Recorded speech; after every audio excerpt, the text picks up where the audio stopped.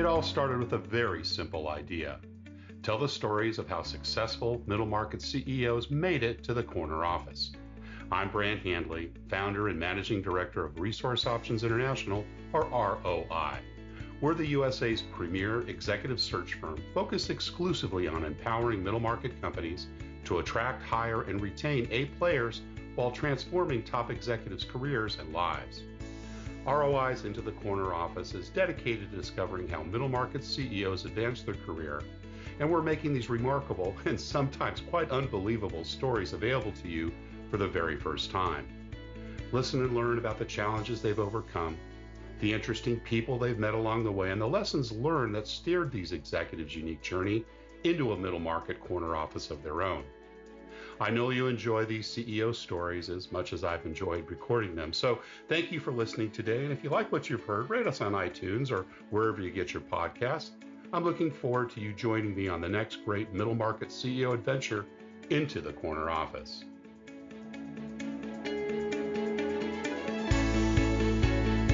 Hello again, this is Brand Handley. I'm founder and managing director of ROI Executive Search, and we do retained executive search across the middle market globally.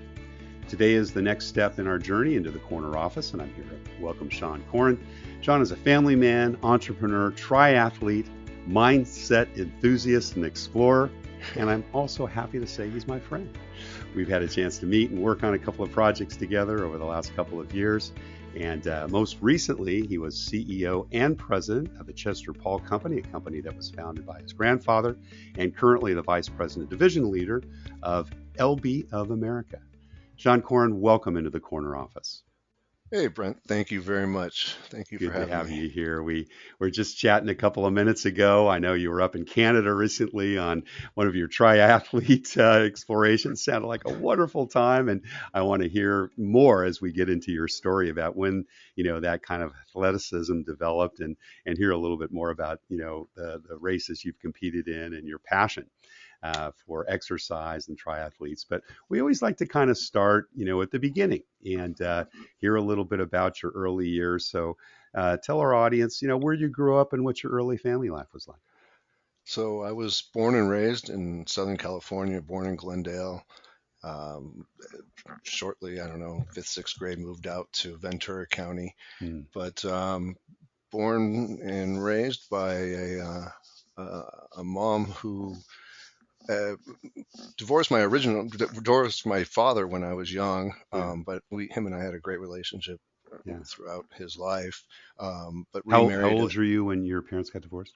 I was 2 or 3. Oh, I was real young, so yeah. Yeah. I don't remember that too well. All I know is I remember having 2 great families and four sets of grandparents. So to me, I look at divorce as like I ended up with twice the lessons learned. Abundance, yeah. And That's my cool. mom must have had a liking for the distribution model because my stepfather was also a second generation business owner in fasteners and electronics and distribution. So I was around entrepreneurial, small business most of my adult life, or Now, most of my young life. Did you have biological siblings? So I have a half sister and 2 half brothers. Half sister and 2 half brothers. Yeah. Your dad So remarried. Yeah. Cool. I was a one of a kind from my mom and dad. But And did you spend most of your time with mom, or did you kind of do the most of my time with my thing? mom? But it was kind of a 70s traditional where I was with my dad every weekend. Right. Got it. That type of setup. We 45 minutes apart or whatever. So Got it. yeah. And dad stayed in Glendale, and mom moved to Ventura. Was that Yeah, it? Or, pretty much, right. Got it. And what type of work did mom do? Mom was a stay-at-home mom for a long time and went back to college and actually graduated college when I was graduating high school, and then had a degree in business and became a controller for my stepfather's company. So Right. Got it. she had a late career, but it was she was again around small business her whole life. So Nice.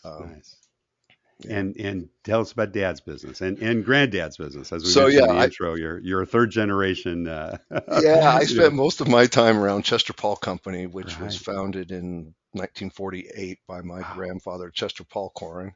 Yeah. And that was it all started with a handshake on one product line, a hydraulic coupler, and in the late 40s in Mm. Southern California, in Glendale. Um, Post-war years. yep, Yeah. just yeah, Yeah. right. And Yeah. just a small regional, very territorial back in those days. Grew the product offering to about half a dozen product offerings, um, and or manufacturers offerings, and was very territorial based, a very traditional industrial type distribution company in the 70s. Yeah. Um, Yeah. so that And that the, and the handshake was for distribution of that handshake was manufacturer. for Yeah. distribution in the handshake and napkin concept was done at the old Roosevelt or yeah Roosevelt Roseville Hotel. Hotel Yeah. in downtown LA, Downtown which is LA. Yeah. Very famous. famously right on the 101, I think, isn't it? Yes, Yeah. sir. As you cut through downtown. That is a classic. Wow. So Wow. That's great. And your granddad was a fairly young man. Had he fought in the World War II? he Was he? did, Yeah. and was Army, but Right. a second generation Irish immigrant. Wow. Um, so but and he worked until he passed pretty much. I think he passed in Wow. his mid 80s, and he was there every day. And He you, was and just your dad got involved in that business. Was that the only career that Dad had, or had he no, been my involved in? dad got involved. He Yeah. was he did the college and then did a little bit of time in the Army as well, and then um, came back to the business. Similar to the way I did. Had a short career as a photographer, Okay. and I, I I was very similar. Was a little reluctant to get into family business, Yeah. um, Yeah. but then just saw the opportunities and kind of learned that if you're going to be in business, they're all very similar, Right. and you have a little bit more alignment with a family business, and Yeah. and Yeah. so yeah, he joined the family business in the early 60s, I would say. That's Dad, right? Yeah, Hmm. dad. Yeah. And my grandfather's legacy and his way of doing business, I would say, is still with the company today. Nice.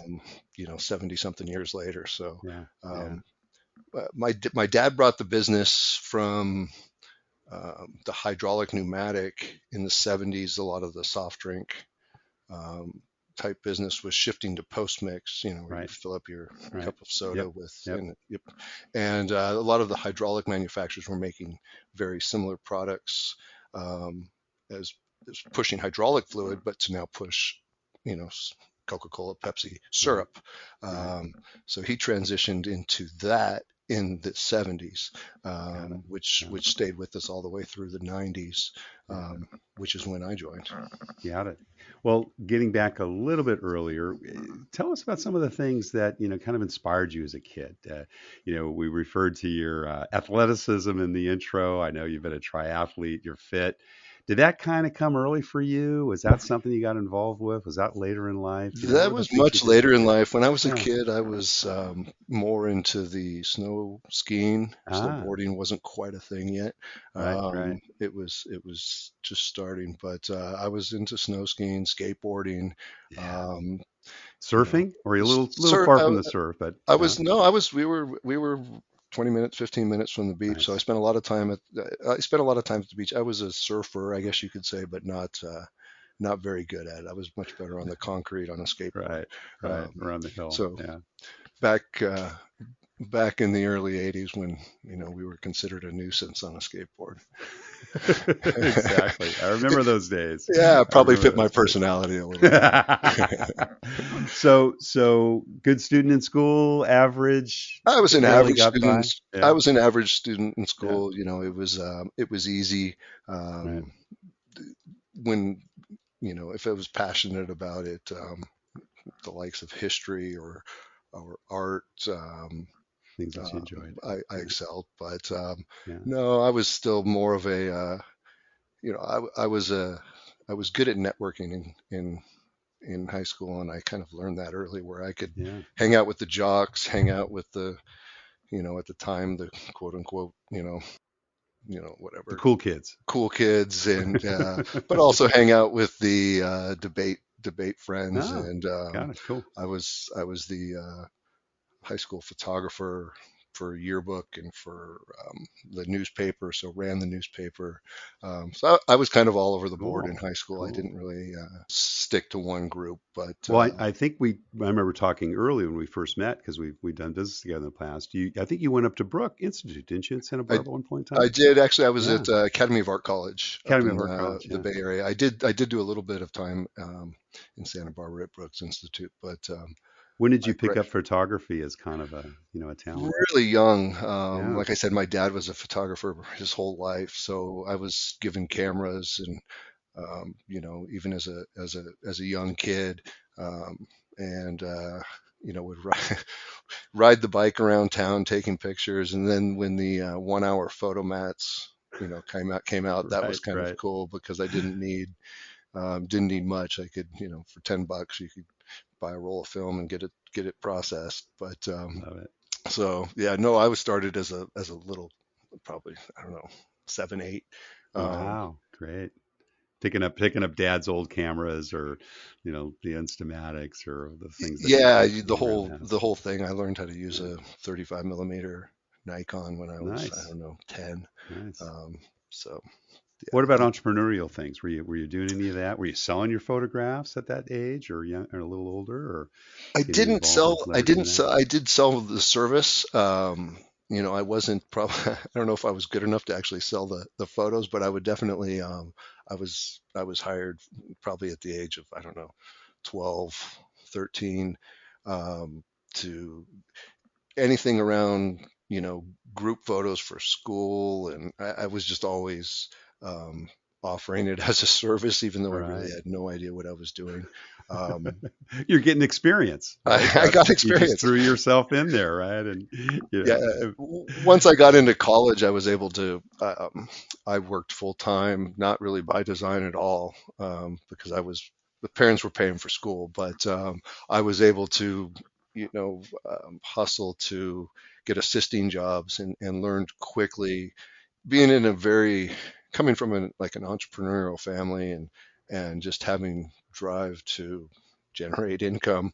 Um, I was around a lot of art students that necessarily hmm, didn't have that, as a instinctive behavior. capability. So Yeah. um, I was able to thrive and go get all sorts of assisting work, and Super cool. ended up Yeah. being a studio manager all the way through college and after. But And you got paid for it. How I, cool was that? yeah, it was fantastic.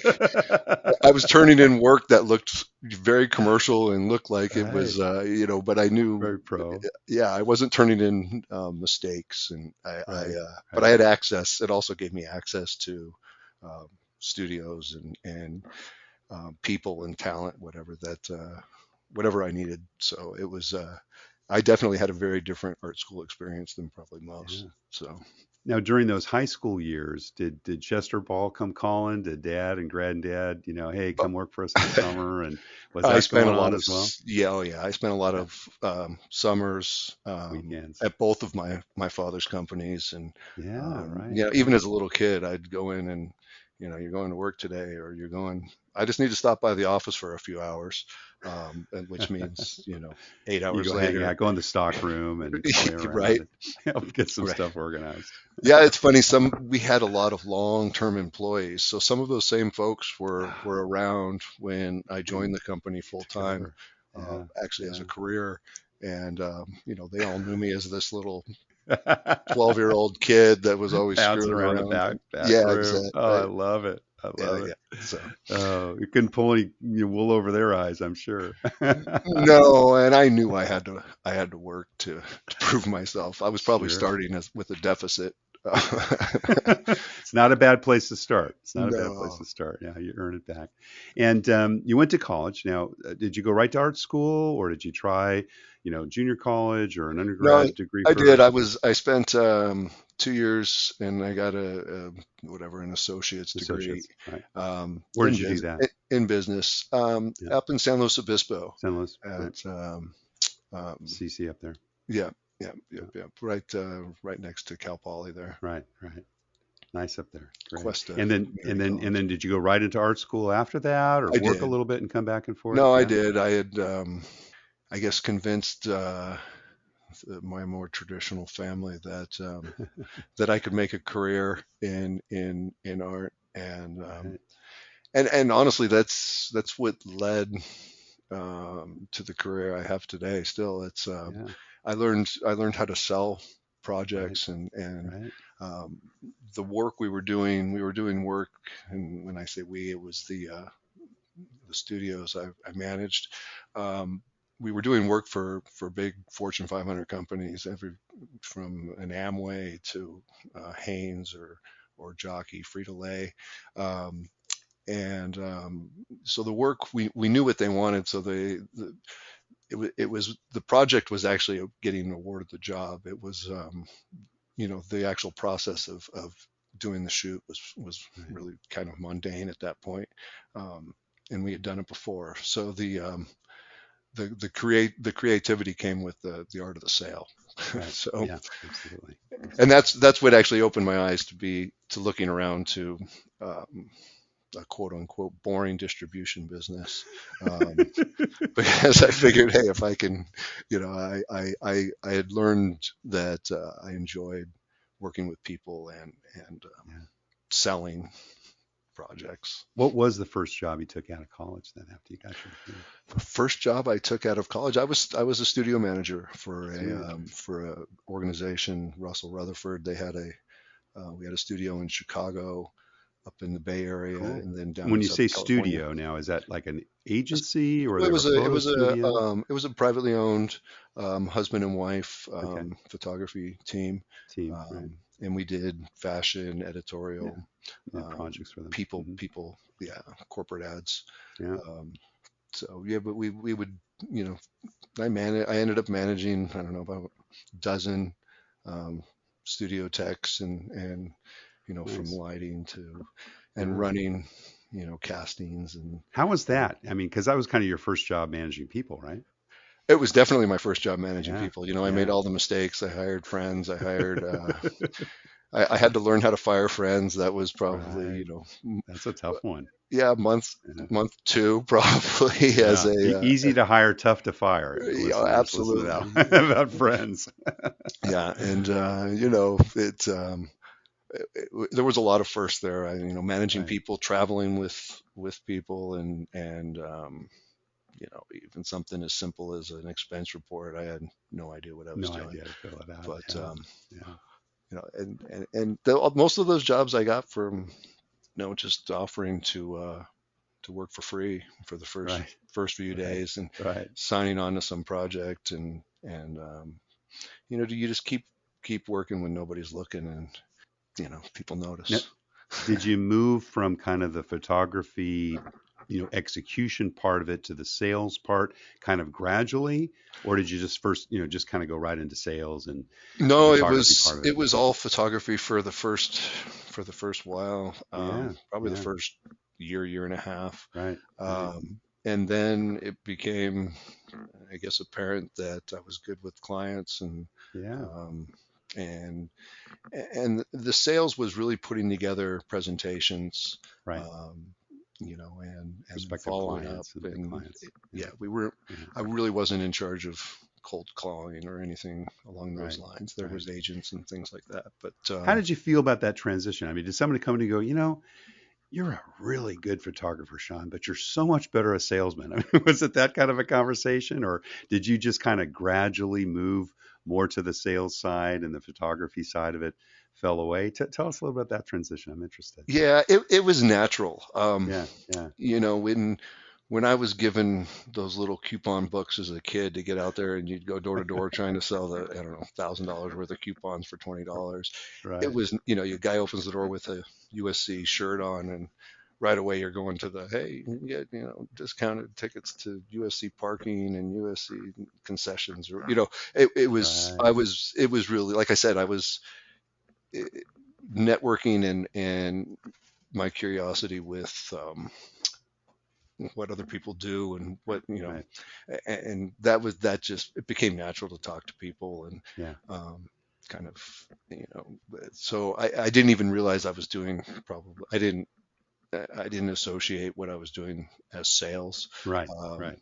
Yeah. Came until naturally to you. yeah, until it kind of started to become apparent that, they're calling and asking for me to to follow up and see where we are with the process. So, That's great. um, yeah, and I think my dad probably made that, analogy when he was, I was, we were having a conversation one day at one of my brother's basketball games, and, um, you know, what am I going to do next? And I'm not quite certain.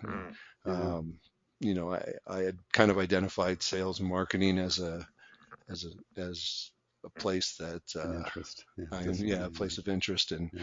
and that's when the, hey, you should come work for Chester Paul. So how long? So when did that happen? When did the section start? In That kind of pulling you that back. was probably in about '96. So you'd been Um, how many years had you been kind of the art, photography, sales, marketing world I for was that? probably there about 6 years, 6 years. 7 years. Okay. Yeah. And Um, what kind of happened? Was it that conversation, or Dad kind of said, "Hey, we're growing. Could use a guy like you to get out there." yeah, and at the time he was not, actively managing Chester Paul, Oh, so this okay. probably made that decision a little bit easier. A little easier. Yeah, Yeah, yeah. not that I Had he didn't. stepped aside, or had hired a He professional No, he manager?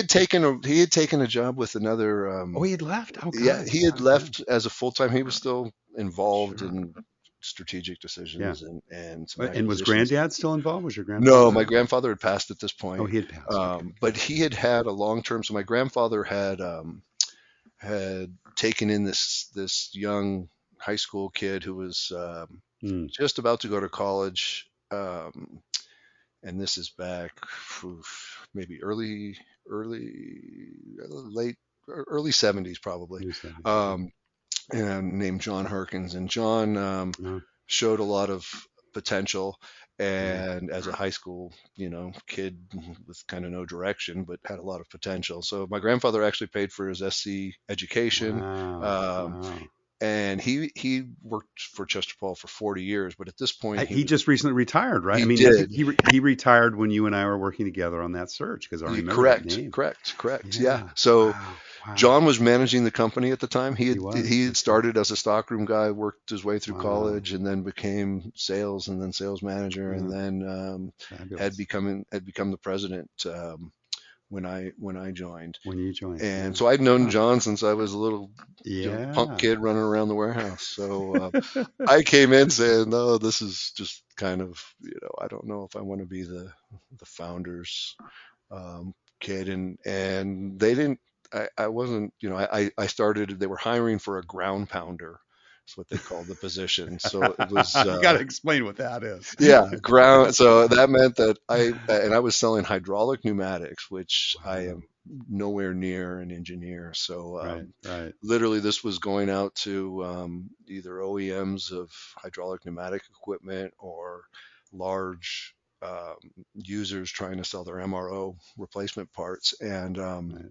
And so I was out just, 6, 7, 8 calls a day with the Thomas Guide and my customer Mm. list, and, you know, knocking on doors, trying to, fake my way through, um, a pretty highly engineered, Product. a Yeah. lot of the peers in that market were either engineers or, Sure. had at least worked in hands-on in that field Right. where, Right. I'm learning all these different terms and acronyms so yeah, I did that for, I don't know, 3 or 4 years, Yeah. to kind of earn some stripes and And did your dad come back to the business then at a later point in no, time? he never did You never did. come back Yeah. full time. He Yeah. he worked all the way up until his passing as well, but Yeah. no, he had found a niche and had been selling. Like I said, he was in the beverage industry, so Right. Right. a cooler manufacturer that um, displays point of sale, Coke, Pepsi, Red Bull, whatever, when Right. you're checking out Right. in a grocery store or whatever, true manufacturing. So he had been selling with them um, all over he had opened up the Eastern bloc of Europe for them. He had Wow. done a Huh. lot of different international sales and still was Yeah. for them, managed the Coca-Cola account Involved and the with that. Walmart Yeah. account. And um, he Well, was, the ground pounder history is interesting because I well, no, I'm going to say this only because I know Chester Paul as a water filtration company, right? yeah. And selling products and so forth. So was there a transition that happened So yeah, where you guys moved from that? when I joined, we were a pneumatic hydraulic and Yeah. a beverage, what we called a beverage company, distribution company. So we sold all the installation parts, from pumps to cold plates to all the fittings and tubing to hook up a dispense equipment, let's Dispenser. say a Yeah. McDonald's, Right. Coke, or Carl's Right. Jr., Right. Pizza Hut, um, Yeah. and then What's it called? post mix. Post So mix. Yeah. they're Post mixing the mix. Right. carbonated Right. water with the sugar, After the. the syrup Yeah. water, Right. Right. and we were selling that business, and in the meantime, we had bought another little beverage um, distributor just prior to selling to Manitowoc. Manitowoc, out of Manitowoc, Wisconsin, was building out a big beverage division, and but we had bought this little local kind of just nuisance competitor of ours in the local Southern California market, and they had one piece. They had a small fitting line that went into mostly water treatment, but at the time it was just this tiny little piece, and everything else they did was exactly, we knew where it went. It was the exact same product mix we sold. So 98% of the acquisition was just plug and play for us. Right. But there was this small piece, this small fitting line. And since we were in due diligence to sell this beverage division, um, I took a look at the water treatment side Yeah. of Huh. this fitting line, and it was very similar to the beverage that we were Right. Right. pairing off. It was similar margins, similar turns on Right. inventory, Same um, customers.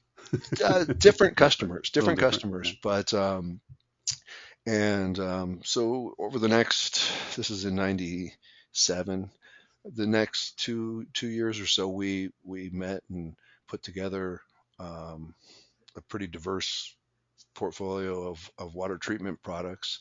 Wow. And at the time, there was only a few companies similar to ours that were, going to be like a single source type Right. supplier in Right. distribution for water treatment. Um, at the time, it was still serviced primarily from small assemblers, OEMs, that would also kind of try to act as a distributor. Yeah. Um, so we, went out and met with all the, Made that the key business. Yeah. manufacturers, and we built out a line of water treatment products. And Yeah. then, that Kind of took off. And this was back in the late 90s then. that was back in the late '90s. Yeah. Yeah. So, Awesome. um, And then you when did you take over as president CEO? Because obviously John had stayed on, but then did he John relinquish stayed that on, and title? we kind of co-managed, Yeah. probably starting around 2006 or so, Right. and then did that for, I don't know, about 7, 8 years. And did you Um, kind of, I mean, there was you had some half siblings there, right? And dad had some ownership and so forth. So my dad had 100% ownership. My siblings weren't ever involved. they were not, It, even it even was the half siblings. Okay. They All right. had no. Yeah. They're software engineers, and Got it. and Got it. um, law, lawyers, and they're in a pretty fancy type business. So, But so when Dad passed, did the business pass to you then? Is that kind of how the it transition did. took place from second to third? Yeah, We had arranged for that. yeah, We kind of.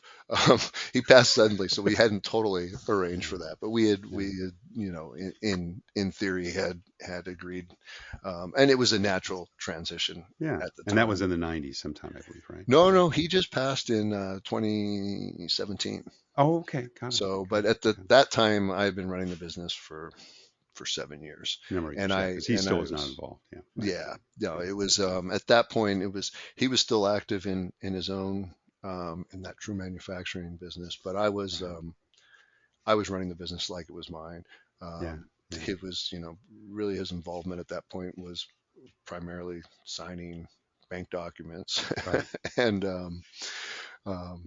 sitting down every 6 months or every quarter, going over And John financials. became more of the senior statesman kind of, right? I mean, he He was did, more he an did, operation guy. Yeah, and yeah, yeah, was a solid mentor to me and sounding block. Um, but at that point, the I was providing the vision and right. the strategy, and just kind of verifying with John, and Yeah. um, so yeah. Now, when we met, you were kind of at a transition point, and I recall the conversation very clearly because this happens a lot with entrepreneurs that we have. I really love sales and marketing. I'm paraphrasing now. I don't like all the other stuff that goes along with it, or a lot of the stuff, not all of it, because you're a great operations guy too. You'd actually hired another outside consultant to kind of help with operation productivity. And, you decided to take the step and hire a general manager. So tell us a little bit about the thinking of that. Was that kind of, gosh, I'm at a point where, God, the business is doing well. I really, I'm not ready to sell it yet, but I, kind of want to focus more on the stuff I need to do. What was going on in your mind at the time when you decided to bring in that general manager? So I knew I, I was never I didn't have passion for operations. Yeah, Um, yeah, I was comfortable around a P&L statement, and hmm, I knew how to maneuver, um, the finance side of the business, and um, the, the setting KPIs, and driving efficiency, and just building better best practice right, processes. I'm fine on the front end of that, but my strong suit is not on the accountability and the follow up. right, And right, although I would struggle through it, and we'd get the job done, it becomes, it's not, it's kind of kidding myself, probably for a few years, where, um, thinking that, my time's best suited doing this versus really just continuing out building partnerships, and right. sales and marketing. So yeah, it got to the point where it becomes pretty obvious that, or it's less and less comfortable as time goes on, sitting in that operations chair. Right, um, right. and to give some credit, I'm involved in Vistage, and Yeah, my group and share over there. They point that stuff out to you, and yeah. you eventually, And Vistage also pointed you my way. they I did was your indeed. CEO Vistage chair.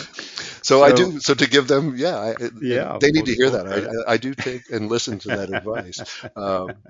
But yeah, I don't, um, and still today, it's operations will uh, consume a person if they're not Yeah, careful. yeah, yeah. If they're better suited in sales and marketing, that's it's a slippery slope if you It get into is. Yeah, yeah. operations. I know it well. Know it well. And now big news. Well, not big news. It's been about 8 or 9 months now that third generation owner has sold the company, and you've stayed on. So help us kind of understand how you kind of came to that. transition? Sure. Did someone just knock on the door one day and made you an offer you couldn't refuse? Was this kind of part of the planning that you had in the back of your mind? So it Tell us a wasn't little it bit about wasn't that. quite that easy. Yeah, The I had about a 5 to 7 year runway, and this is right around the time the pandemic was starting in right, 2000. right, yeah, And yeah, like you said, I had hired a an outside consultant to help me with um, process yeah, and growth strategy. And we had laid out a kind of a loose 5 year plan. mm, And fortunately, with your help, we had implemented the new general manager, but yeah, we had some great growth during the COVID years, yeah, let's say. yeah, yeah, And people were at home, and water treatment in general and drinking water, the awareness from the younger generations are much more aware of it. yeah, It's now in legislation up in Sacramento and DC. So the public awareness of drinking water and water quality has is probably at an all-time high, and sure. so it's just Incidents in Flint, Michigan haven't, hurt that effort as well. no. And Yeah, there's a lot of all the PFAS and different forever chemicals, right. all these news that are going to continue to, unfortunately, Yeah, break keep through. coming out. But the Yeah, so the momentum was building and continues to. But so we did well through COVID, struggled through all the supply chain issues yeah, and yeah, whatnot, and we were growing, um, at 20% clips. And it got to the point again where I was still I was never completely free of operations, and at this point I was spending a fair amount of time just on the finance side of mm, um, managing the business, because with supply chain stringing you out right. and growth, compound growth, the finance side became more important. So I'm kind Yeah, of back in back into the four walls of the business every mm, day. And at that point it was really a kind of a decision where and I'm not opposed to using banks, and we've used them on and off when we need to. But it was either really invest heavy to push through and out of the supply chain and to continue to grow. Um, and at the time we were looking at opening a second and third right. physical location to be able to Support that growth. Yeah, support, yeah, to yeah, support growth across North America. We ship product worldwide, but we're based in Southern California, so the Texas West was our kind of stronghold. right. So we were spending a fair amount of time and doing our due diligence on looking at the Midwest and whatnot. And yeah, I was approached a few times throughout this process, Right. and at the time didn't really um,